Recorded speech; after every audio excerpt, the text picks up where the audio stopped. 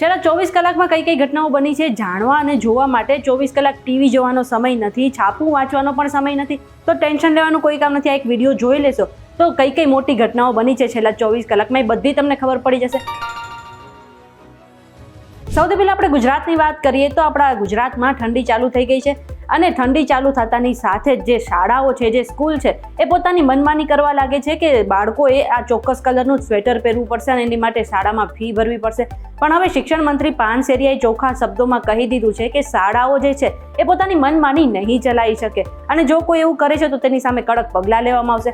આટલું જ નહીં, ઠંડીથી બચવા માટે કોઈ ચોક્કસ રંગના સ્વેટર પણ નહીં પહેરવા પડે. તમારી પાસે જેટલું બજેટ છે, તમારી પાસે જે સ્વેટર છે એ પહેરીને જ બાળકોને તમે શાળાએ મોકલી શકશો. આપણા ગુજરાતમાં એક વસ્તુ કોમન છે, નકલી વસ્તુ. હવે નકલી વસ્તુની વાત કરી જ રહ્યા છીએ તો નકલી વસ્તુ તો મળે છે, નકલી ઓફિસો મળે છે, પરંતુ એની સાથે સાથે હવે તો નકલી ડોક્ટર મળે ને તો પણ નવી વાત નથી. કારણ કે રશેશ ગુજરાતી નામના વ્યક્તિએ 1200 ડોક્ટરની ડિગ્રી વેચી મારી છે અને કેટલામાં ખબર છે? 70,000 રૂપિયામાં. હવે આગળના સમયમાં 1200 નકલી ડોક્ટર આપને પકડે ને તો નવીન વાત ના માનતા. અને જે રશેશ ગુજરાતી છે એની ઉપર તો ઓલરેડી પણ ત્રણ ગુનાઓ નોંધાઈ ચૂક્યા છે, એની ઉપર કેસ થયેલા છે. એકચ્યુઅલમાં હવે આ વ્યક્તિ પકડાઈ ગયો છે ત્યારે જોવાનું એ રહેશે કે હવે એને સજા તો થાય છે, પરંતુ કેટલી અને કેવી સજા થાય છે એ જોવાનું રહેશે.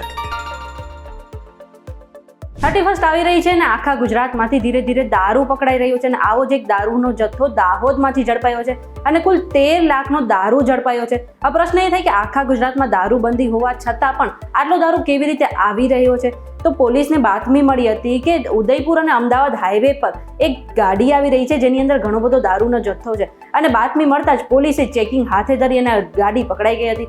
આટલું જ નહીં, આખા ગુજરાતમાં દારૂના જથ્થાને પકડવાના ઘણા કિસ્સાઓ સામે આવી રહ્યા છે. આવો જ એક કિસ્સો બનાસકાંઠામાંથી પણ સામે આવ્યો હતો. હવે આખા ગુજરાતમાં 31st સુધી ચુસ્ત દારૂનું ચેકિંગ રહેશે એવું લાગી પણ રહ્યું છે. ભારતમાં કઈ યુનિવર્સિટી સારી છે અને કઈ યુનિવર્સિટી ટોપ ઉપર છે એના માટે થઈને હંમેશા દર વર્ષે નેશનલ રેન્કિંગ સિસ્ટમથી રેન્કિંગ બહાર પડતો હોય છે. પણ તો ગુજરાતમાં પણ Gujarat state institution ranking framework નામનો એક રિપોર્ટ બહાર પડ્યો છે, જેમાં 2023 અને 2024માં કેટલી એવી કોલેજો અને ઇન્સ્ટિટ્યુશન છે કે જે એકચ્યુઅલમાં 5 સ્ટાર અને 4 સ્ટાર છે એનો એક રેન્કિંગ બહાર પડ્યો છે. પણ તો હવે મહત્વની વાત તો એ છે કે આમાં જેટલા પણ આંકડા છે ને એ ચોંકાવનારા છે, કારણ કે કુલ 13 યુનિવર્સિટીને 5 સ્ટાર કે તેથી વધુનું રેટિંગ અપાયું છે, જેમાં 4 સરકારી યુનિવર્સિટીનો સમાવેશ થાય છે. તો પ્રથમ નંબરે ગુજરાત યુનિવર્સિટી છે, જ્યારે રાજ્યની 326 કોલેજમાંથી 8 કોલેજને 5 સ્ટાર રેન્ક અપાયો છે.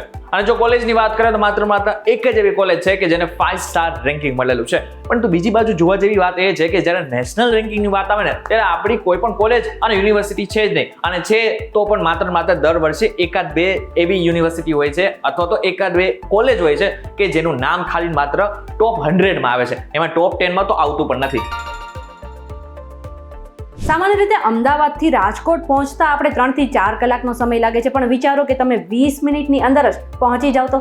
આવી એક ટ્રેન શરૂ થવા જઈ રહી છે, જો કે અત્યાર સુધી એનો ટ્રેક જ હજુ રેડી છે અને રેલવે મંત્રી અશ્વિની વૈષ્ણવે આ ટ્રેકનો વિડીયો પણ શેર કર્યો છે. આ જે ટ્રેન છે 30 મિનિટની અંદર 350 કિલોમીટરની ઝડપે દોડશે અને આ જે ટ્રેકનો વિડીયો વાયરલ થયો છે એ ટ્રેકની લંબાઈ 410 મીટરની છે. એટલે કે ટૂંક સમયમાં આપણે નવી હાઇપર લૂપ ટ્રેન છે એ જલ્દીથી મળવા જઈ રહી છે. હવે આપણને રિઝર્વ બેંક તરફથી ઘણા સારા સમાચાર મળ્યા છે કે હવે જે રેપો રેટ છે ને એને યથાવત રાખવામાં આવ્યો છે. તો બીજી બાજુ કેશ રિઝર્વ જે રેશિયો છે ને એ 4.5 થી ઘટાડીને 4 કરવામાં આવ્યું છે.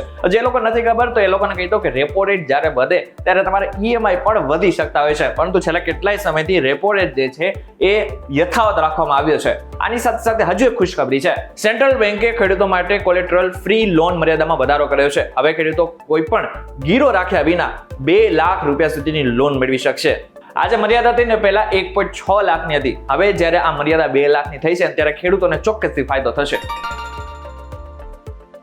ખેડૂત આંદોલન ફરીથી શરૂ થઈ ગયું છે અને આજે 100 થી વધારે ખેડૂતો પગપાળા પંજાબથી લઈને દિલ્હી જઈ રહ્યા છે અને તેના ઘણા વિડીયો વાયરલ થયા છે. અને જે ખેડૂત આંદોલન ચાલી રહ્યું છે, જે ખેડૂતો પગપાળા જઈ રહ્યા છે તેમના પર ટીયર ગેસ પણ છોડવામાં આવ્યા છે, તેના પણ વિડીયો વાયરલ થયા છે. આ જે ખેડૂતો છે એમની આટલી જ માંગ છે કે તેમના જે એમએસપી છે એ પૂરતું આપવામાં આવે, સાથે જ આ આંદોલનમાં જેટલા ખેડૂતો માર્યા ગયા છે એમને પણ વળતર આપવામાં આવે. આટલું જ નહીં, જે ખેડૂતોની લોન છે એ પણ માફ કરી દેવી જોઈએ અને 2020નો જે વીજળીનો કાયદો છે એ પણ રદ કરી દેવામાં આવે. ખેડૂતની આ જો માંગ સરકાર સ્વીકારી લે છે તો આ જે ખેડૂતો છે પોતાનું આંદોલન બંધ કરી દેશે. આજે રાતે જ્યારે ભારતીય બધા સૂતા હતા ને ત્યારે કેલિફોર્નિયામાં એક જબરજસ્ત ભૂકંપ આવ્યો હતો અને ભૂકંપ હતો 7ની તીવ્રતાનો. હવે 7ની તીવ્રતાને જો ભૂકંપની વાત કરીએ તો આ એ જ પ્રકારનો ભૂકંપ છે જે કચ્છમાં આવેલો હતો. કે આને લઈને સુનામીનો પણ ખતરો મહેસૂસ કરવામાં આવી રહ્યો હતો. સુનામી લઈને એલર્ટ પણ જાહેર કરવામાં આવ્યું હતું, પણ એક પણ જગ્યાએ અત્યારે હાલ સુનામીનો ખતરો નથી. પરંતુ હા, એક વસ્તુ એ પણ બાકી છે કે આના ઘણા બધા વિડીયો અત્યારે વાયરલ થઈ રહ્યા છે, જે તમે તમારી સ્ક્રીન ઉપર અત્યારે જોઈ શકતા હશો. આની સાથે સાથે મહત્વનું છે કે ના માત્ર કેલિફોર્નિયા પરંતુ આસપાસના જેટલા પણ શહેરો છે એ બધા જ શહેરોમાં આ ભૂકંપના ઝટકા અનુભવાયા હતા. અત્યારે ભારત અને ઓસ્ટ્રેલિયા વચ્ચે બોર્ડર ગાવસ્કરની જે ટેસ્ટ સિરીઝ રમાઈ રહી છે એમાંથી પહેલી મેચ તો આપણે જીતી ગયા હતા, પણ બીજી મેચમાં ટીમ ઇન્ડિયાએ ઘણું ખરાબ પ્રદર્શન કર્યું છે અને આખી ટીમ ઇન્ડિયા જે છે 180 રન બનાવીને ઓલ આઉટ થઈ ગઈ હતી. તેની સામે ઓસ્ટ્રેલિયા ઘણું સારું પ્રદર્શન કરી રહી છે. આજનો દિવસ પૂરો થયો ત્યાં સુધીમાં ઓસ્ટ્રેલિયાની ટીમે 86 રન બનાવીને એક જ વિકેટ ગુમાવી હતી. એટલે કે આ જે મેચ ચાલી રહી છે એમાં ટીમ ઇન્ડિયાના બેટર તો નિષ્ફળ ગયા જ છે, પણ બોલર પણ નિષ્ફળ જઈ રહ્યા હોય એવું લાગી રહ્યું છે. તો પુષ્પા 1 જોઈ લીધી, પુષ્પા 2 પણ જોઈ લીધી હશે. હવે તૈયારી કરી નાખો જોવાની પુષ્પા 3 ની, કારણ કે 2028માં પુષ્પા 3 રિલીઝ થઈ શકે છે. આવું અત્યારે સોશિયલ મીડિયામાં અટકળો ચાલી રહી છે. આમ જોવા જઈએ તો પુષ્પા 1 હિટ હતી, જે પુષ્પા 2 છે એ સુપર હિટ છે. હવે આમ લોકો પણ એવી ઈચ્છા રાખે છે કે હજુ પણ પુષ્પા 3 આવી શકે, એટલા માટે થઈને હવે કદાચ તમારે 2028 સુધી રાહ તો જોવી પડશે. પરંતુ હા, એ પણ વાત બાકી છે કે પુષ્પા 2માં જેવી રીતના વર્ષો લાગ્યા પિક્ચર બનાવતા એવી જ રીતના પુષ્પા 3 ને પણ વર્ષો લાગી શકે છે. એટલે કે 2028 સુધીમાં આ પુષ્પા 3 રિલીઝ થઈ શકે છે. હવે પુષ્પા 3 તો રિલીઝ થશે, એને આપ તમે જોઈ પણ લેશો, પરંતુ એની પહેલા તમારે કામ કરવાનું છે.